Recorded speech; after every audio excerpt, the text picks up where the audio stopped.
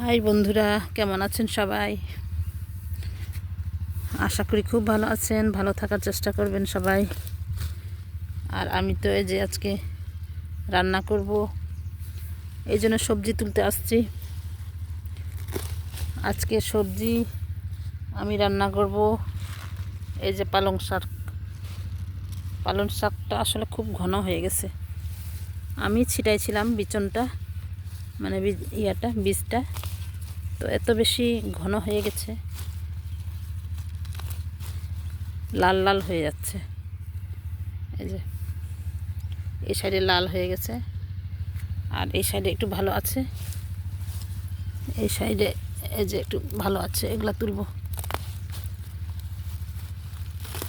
তো বন্ধুরা, যার অল্প জায়গা আছে সেখানে আপনারা যে কোনো শাক কিংবা সবজি লাগাইতে পারবেন, এবং নিজের লাগানো জিনিস আসলে খেতে অনেক মজা, অনেক স্বাদের এবং অনেক আনন্দের। এই জন্য অল্প জায়গাও আমরা নষ্ট করব না।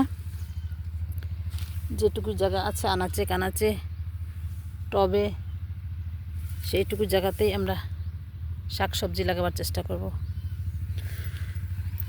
তো আচ্ছা, ঠিক আছে, তাহলে আমি শাকগুলো তুলি। আর আপনাদের জ্ঞান দিব না, আমারও বেশি জ্ঞান নাই, নাহলে অনেকে বলবে যে জ্ঞান দিচ্ছে। ঠিক আছে, ভালো থাকেন, দেখা হবে নেক্সট ভিডিওতে। এই যে এতগুলো তুলা আমার হয়ে গেছে, এটা মাছ দিয়ে রান্না করব, আর কিছু ধনিয়া পাতা নিয়ে যাই। আচ্ছা, তাহলে রাখলাম বন্ধুরা, ভালো থাকেন।